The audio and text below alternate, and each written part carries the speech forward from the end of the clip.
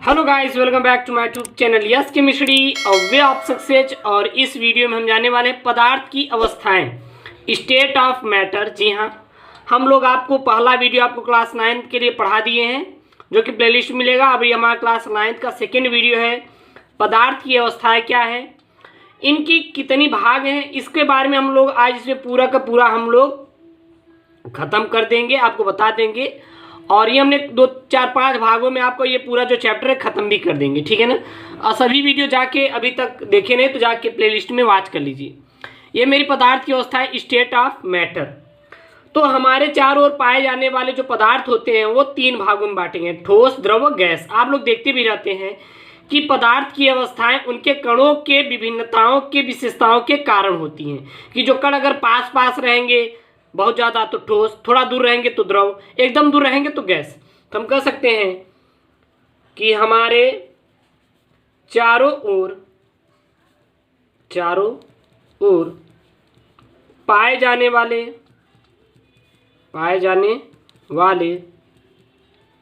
पदार्थों को 3 अवस्थाओं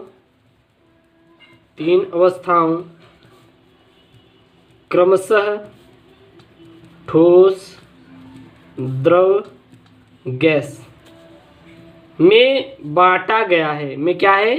बांटा गया है। तो हमारे चारों ओर पाए जाने वाले पदार्थों को 3 अवस्थाओं क्रमशः ठोस, द्रव, गैस में बांटा गया है। तो पदार्थ की स्टेट ऑफ मैटर कितने भागों में बांटा गया है? तो 3 भागों में, ठोस, द्रव और गैस। 3 अवस्थाओं में बांटा गया। किसको? हम पदार्थ को। पहले हमारी क्या है, पहला आप नोट कर लीजिए, दूसरा और तीसरा। पहला हमारा सॉलिड स्टेट। क्या है? Solid state. बात करेंगे तो बोलते हैं ठोस अवस्था। क्या बोलते हैं? ठोस अवस्था, ठीक है ना। तीसरा हमारा क्या होता है? द्रव अवस्था, यानी कि लिक्विड स्टेट, यानी कि बोले तो क्या? द्रव अवस्था, ठीक है।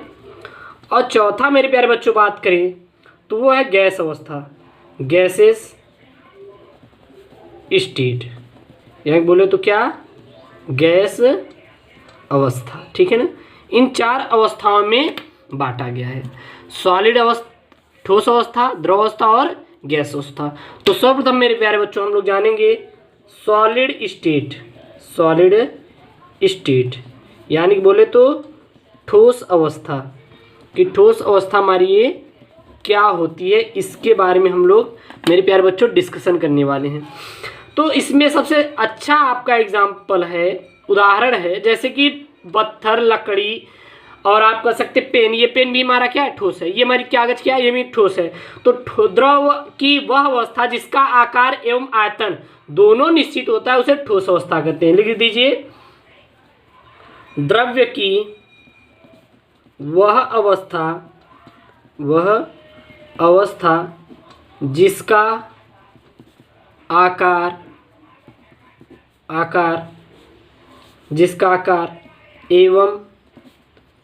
एवं आयतन दोनों निश्चित होते हैं। क्या होते हैं? निश्चित होते हैं, उसे ठोस अवस्था कहते हैं। उसे ठोस अवस्था कहते हैं। तो द्रव्य की वह अवस्था जिसका आकार एवं आयतन दोनों निश्चित होता है उसे ठोस अवस्था कहते हैं। जैसे कि बात करेंगे मेरे प्यारे बच्चों, क्या है हमारा? पत्थर है, और क्या है? लकड़ी है, और क्या है? बर्फ है, और क्या है? पेन है, और क्या है? ईंट है, और क्या है? हम ले सकते हैं इसमें, और आप देख सकते हैं कोई भी चीज़ हो, मान लीजिए हमारा ये क्या है? हमारा कागज है। ये सब हमारी क्या मेरे प्यारे बच्चों? ठोस अवस्था। तो इसको हम क्या कहते हैं? Solid state. द्रव्य की वह अवस्था जिसका आकार एवं आयतन दोनों ही निश्चित होते हैं उसे ठोस अवस्था कहते हैं। जैसे कि पत्थर, लकड़ी, बर्फ, पेन, ईंट। अब हम इनके कुछ अगर कंडीशन के गुणधर्म की बात करें तो इसमें क्या होता है? इसमें ये होता है कि इनके जो ठोस अवस्था में जो इनके अंतरों के जो बल होती है बहुत ही अत्यधिक होती है, ठीक है। बहुत सारे हैं तो इसको मैं बाद में डिस्कशन करना चाहूँगा। फिर हमारा क्या है, लिक्विड स्टेट। लिक्विड स्टेट यानी कि द्रव अवस्था। अब जानेंगे मेरे प्यारे बच्चों ये द्रव अवस्था क्या होती है, लिक्विड स्टेट क्या होती है। तो देखिए हमने सॉलिड स्टेट में जाना कि द्रव्य की वह अवस्था जिसका आकार एवं आयतन दोनों निश्चित होते हैं उसे ठोस अवस्था कहते हैं, जैसे पत्थर, लकड़ी, बर्फ, पेन, ईंट, कागज इत्यादि। लिक्विड अवस्था क्या होती है यानी कि द्रव अवस्था। तो द्रव्य की वह अवस्था, द्रव्य की वह अवस्था जिसका आयतन निश्चित होता है परंतु आकार, जो आकार रहेगा क्या रहेगा, आकार अनिश्चित होता है, उसे द्रव अवस्था कहते हैं। तो मेरे प्यारे बच्चों द्रव अवस्था क्या होती है, द्रव्य की वह अवस्था जिसका आयतन निश्चित परंतु आकार अनिश्चित होता है उसे द्रव अवस्था कहते हैं, उसे क्या कहेंगे, लिक्विड स्टेट कहते हैं।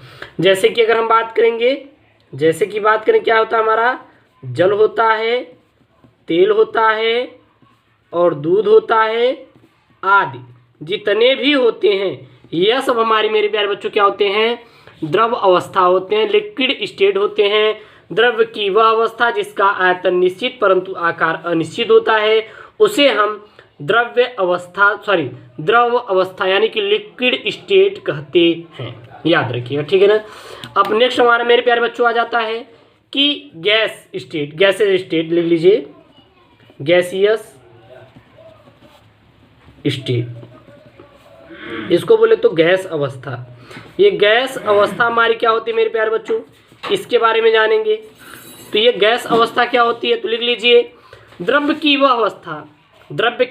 वह अवस्था जिसमें न तो आकार निश्चित हो और न ही हमारा क्या हो, आयतन निश्चित हो, उसे हम क्या कहेंगे, गैस अवस्था कहते हैं। तो ले लीजिए द्रव्य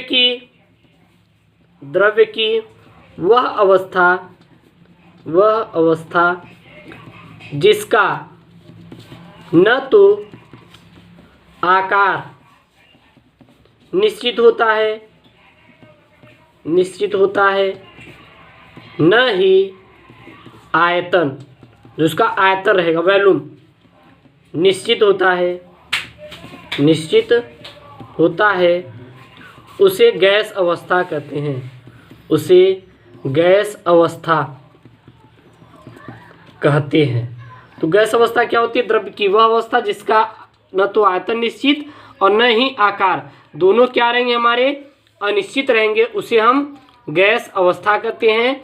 जैसे कि एग्जाम्पल मिले हम, जैसे कि क्या हो जाएगा एग्जाम्पल में आपका हमारा हाइड्रोजन हो जाएगा, हीलियम हो जाएगा, ऑक्सीजन हो जाएगा और जो वेपर्स होती है, जल वाष्प इत्यादि जो हमारे होते हैं ये सभी हमारे क्या होते हैं, गैस अवस्था मानी जाती है। अगर हम लोग कुछ रिलेट देखें तो हमारी इसमें आती है, जैसे कि हमने 3 अवस्था जानते हैं, वो हमारी ठोस, द्रव और गैस, लेकिन इसके अतिरिक्त 2 अवस्थाएं होती हैं, यानी कि बोले तो कुल मिला के 5 अवस्थाएं होती हैं। कितनी अवस्थाएं होती हैं, 5 अवस्थाएं होती हैं, कितनी अवस्थाएं होती हैं, 5 अवस्थाएं। इसके अतिरिक्त 5 अवस्थाएं होती हैं, लेकिन मैंने तीन तो जाने, ठोस, द्रव, गैस, लेकिन जो चौथी और पांचवी है वो कौन सी है, तो एक चौथी होती है और एक क्या होती है हमारी, पांचवी होती है। जो चौथी होती है वो होती है मेरी प्लाज्मा, क्या होती है आपकी, प्लाज्मा, और जो पांचवी होती है वो होती है बोस आइंस्टीन कंडेंसेट, क्या होती है, बोस आइंस्टीन कंडेंसेट, ठीक है, बोस आइंस्टीन कंडेंसेट, ठीक है ना। इसको इंग्लिश बोले तो क्या बोलते हैं, प्लाज्मा, लिख लीजिए प्लाज्मा बस, ठीक ना। अब जानेंगे प्लाज्मा क्या होती है। तो द्रव्य की वह अवस्था जिसमें उच्च ताप पर द्रव्य परमाणु आयनित अवस्था में होते हैं, प्लाज्मा कहते हैं। बात समझिएगा, जिसमें द्रव्य की अवस्था जिसमें उच्च ताप पर द्रव्य के परमाणु आयनित हों। किसमें? जिसमें उच्च ताप पर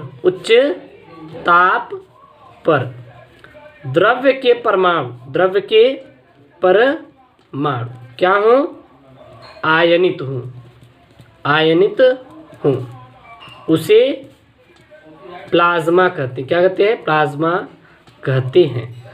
तो प्लाज्मा हमारा क्या होता है? जिसमें उच्च ताप पर प्रत्येक परमाणु आयनित होते हैं, उसे हम प्लाज्मा कहते हैं। बोस-आइंस्टाइन में क्या होते हैं? जो अत्यधिक निम्न ताप पर प्राप्त होती है। जो क्या हो? अत्यधिक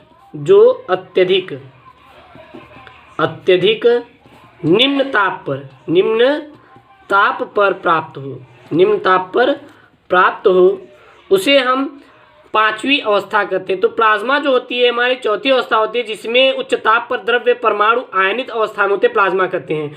यह अवस्था विद्युत की सुचालक अवस्था होती है। यह क्या होती है? ये सुचालक अवस्था होती है। ठीक है ना, याद रखिएगा।